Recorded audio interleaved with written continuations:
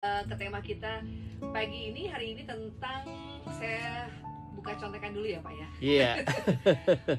Tentang ini ya, productivity, peaceful productivity, dengan apa tadi Pak? Manajemen inner voice. Kalau tadi Pak Tri menyampaikan kata-kata diksi itu juga sangat berpengaruh. Tadi saya baru aja lihat reel di IG tentang Nabi Ayub yang beliau ini sakit sudah puluhan tahun. Iya.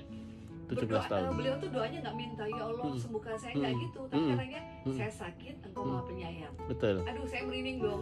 Jadi itu indah banget nggak sih Pak Tri? Betul. Iya, indah sekali. Jadi doa seseorang nabi itu lebih banyak bukan menyebut sesuatu masalah. Iya. Tetapi justru memuji Allah. Betul. Memuji Allah itu yang saya. Betul. Hah, ya Allah saya sakit, Engkau Maha Penyayang. Itu sih kalau kita ke anak tuh nggak banyak mau, anak tuh soleha, terus cuma bilang, sepatuku bolong mah, udah nggak minta, ini ibunya pasti kepikiran, aduh aku harus beliin sepatu segera gitu Pak Tri ya. Betul. Jadi tidak usah harus menyebut sesuatu yang spesifik, itu sudah Allah lebih tahu. Nah, kembali ke inner voice tadi, kan ada bermacam inner voice tentang yang apa tadi, kalau buru-buru ya pasti nggak akan tenang, pasti akan tadi apa, maksiat terjadi. Maksiat, ya. Nah itu untuk mengelolanya gimana Pak Tri? Iya, bagus pertanyaannya Mbak Ulfa. Alhamdulillah. Mengelola sesuatu yang justru itu adalah faktual ya, karena misalnya contohnya ini, Mbak Ulfa mau beli tanah itu kelihatan murah, ya kan? Kelihatan murah di mata sudut pandang Mbak Ulfa. Ya kan? Baik. Dalam hal ini, wah ini barang murah, tempatnya strategis, ini mesti banyak orang minat. Ini bisikan-bisikan di dalam diri kan kita ya. Ini pasti orang, ini kan yang membisikkan kan inner voice ya? Iya. Pasti banyak orang yang berminat, pasti orang buru-buruan ini. Siapa cepat dapat, kan gitu. Nah, maka kita akan terpancing melakukan itu, sehingga kita menuju ke sana mesti pakai tergesa-gesa. Karena takut itu akan keduluan. Tidak menjadi milik kita kan itu. Kalah dengan orang lain yang keduluan. Nah, maka gini Mbak Ulfa, cara untuk menghilangkan inner voice itu, mengeliminasinya, kembali pola berpikir kita kepada Allah. Nah, pokoknya selalu harus ingat itu dulu. Iya, ingat itu dulu karena apa? Segala apapun kalau itu sudah menjadi qadarullah, pasti ya, yang jauh seberapa jauh pun pasti akan sampai pada kita. Itu posisi seperti itu. Itu ya, tenang-tenang aja sih. Iya kan? Jadi apapun kalau itu dalam bentuk qadarullahnya bukan menjadi milik saya, saya pun sudah dalam posisi dekat sejengkal pakai jari tangan manis kita ini, cuman sejarah itu kalau bukan qadarullah milik kita, tidak akan sampai kepada kita.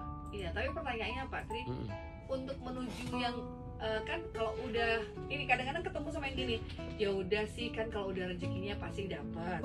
Takutnya itu terus kayak gampang gitu Pak Tri, itu bedanya gimana? Kalau dia gampang sama dia benar-benar berserah sama Allah gitu Pak Tri. Ya, maka ketika tadi saat terjadi inner voice, langsung kita ingat kepada Allah dulu. Ingat itu, mohon kepada Allah, ya Allah, kalau itu rezeki saya, mudahkan, lancarkan apa yang menjadi hasrat saya, niat saya. Gitu ya, Pak Tri? Iya. Oke. Kalau sudah begitu, close dalam hati, lakukan ikhtiar berikutnya. Maka apa? Tetap Tenang, karena yang pertama kita lakukan adalah fa'idza azamta fatawakal 'ala Allah. Kalau saya sudah punya kerentek, punya niat, punya hasrat, berazam, maka bertawakal. Tawakal itu pertama, berserah diri pada Allah dulu. Mohon kepada Allah pada posisi seperti itu. Setelah itu lakukan ikhtiar. Jadi bukan diam. Jadi kalau Mbak Ulfa tadi, orientasi orang itu kalau memang jadi rezeki saya ya nanti akan jadi milik saya. Lalu saya santai nggak melakukan apapun. Itu namanya ya orang tidak bertawakal. Itu salah mindset. Namanya maksiat mindset. Maksiat itu. Maksiat mindset itu begitu kan, apa? Dia menihilkan sebuah sunatullah yang namanya syariat manusia sebagai makhluknya Allah, itu wilayahnya adalah area ikhtiar. Maka yang kedua, area yang dia tidak boleh masuk adalah area hasil. Iya. Ini yang sering kali Mbak, Iya. sering kali kita salah. Ketika kita memberikan apresiasi kepada seseorang, termasuk pada anak kita, itu ketika anak kita berhasil, kita berikan apresiasi. Iya, betul. Itu salah besar. Oh gitu ya? Waduh. Kenapa sebabnya? Saya gitu ya Pak. Nah, karena apa? Karena nanti anak menjadi terpola bahwa dia melakukan sesuatu action tadi, terus berhasil, lalu diapresiasi. Berarti apresiasi ini karena saya punya keberhasilan terhadap apa yang saya ikhtiarkan. Iya. Padahal nggak gitu Mbak Ulfa. Kenapa nggak gitu? Karena nanti ketika dia melakukan sesuatu yang dia sudah usahakan nggak berhasil, tidak diapresiasi, posisinya dia masih down. Kenapa sebabnya? Orientasi pada hasil. Padahal hasil itu wilayah Allah. Maka yang harus kita apresiasi apa Mbak? Ketika anak kita sedang berjuang itu, lalu kita apresiasi. Selamat nak, kamu sudah berjuang gigih. Oh, jadi pas anak-anak belajar, itu yang kita support dengan apresiasi. Kamu luar biasa, daya juangmu luar biasa, keren. Nah, tapi coba kalau kita anaknya berhasil lalu kita apresiasi dengan, nak, luar biasa kamu, anak mama betul ini. Ini masalah ini. Halo, sahabat kuliah, sama nggak sama kayak saya? Iya kan? Iya. Berarti bahaya kalau ini. saat anak-anak dia antar les atau private les atau dia lagi belajar, wah kamu keren kan, keren lo udah belajar. Betul sekali. Itu menghargai proses. Bahwa yang kita apresiasi itu prosesnya. Sehingga anak ini terbiasa bahwa prosesmu sudah luar biasa, ikhtiarmu luar biasa. Baru kita tambahi berikutnya, serahkan pada Allah ya, hasil itu adalah wilayah Allah. Mengedukasi ke anak ini. Iya itu keren banget sih. Betul apa tidak? Iya. Wah, kita harus ganti riset. Cara, iya kan? Harus ganti cara mulai hari ini. Apalagi nih untuk para ibu yang sekarang lagi pada deg-degan Pak Tri. Nah itu dia. Nunggu hasil masuk SMP negeri. Tadi Bu Dewi juga sempat bilang tuh, pagi ini buat ibu-ibu yang lagi ini nungguin putra-putrinya nilainya, itu semoga nggak ada pergerakan lagi, semoga diterima di SMP yang dimau gitu. Jangan pakai semoga. Insya Allah. Karena ketika kita bilang semoga itu nggak full percaya pada Allah. Masya Allah. Jadi insya Allah memberikan yang terbaik buat anak kita. Nah, artinya apapun hasil nanti pasti Allah pilihkan yang terbaik.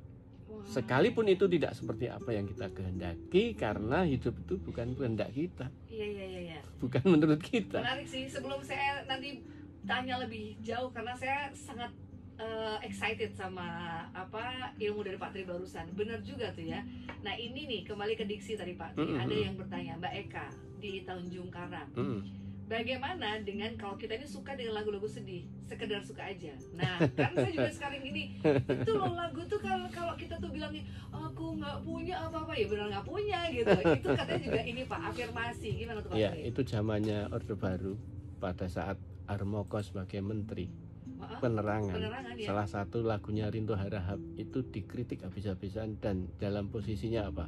Itu akan mempengaruhi ke kita. Jadi lagu diksinya itu, ya saya katakan diksinya ya. Iya. Diksinya sesuatu syair itu akan mempengaruhi mindset kita, karena ini menginstal ke dalam otak kita.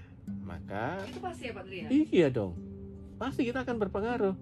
Mbak Ulfa ketika saya baca puisi, Mbak Ulfa ketika mengikuti syair kata-kata yang saya bacakan dalam puisi, bisa nangis, bisa juga marah, tergantung isinya. Oh iya sih. Betul apa tidak? Iya betul. Nah artinya kata yang disampaikan di dalam sebuah syair itu akan menghipnotis kita, membawa arah otak kita mengikuti itu, dan ini nanti di dalam memori otak juga akan masuk ke dalam sistem pengaturan untuk mengatur sikap kita dan tindakan kita. Nah itu masalahnya. Terus ini gimana nih? Ya sebaiknya ganti dengan yang justru menyemangati kita, mengoptimiskan diri ini menjadi terus supaya istiqomah dalam kepositifan.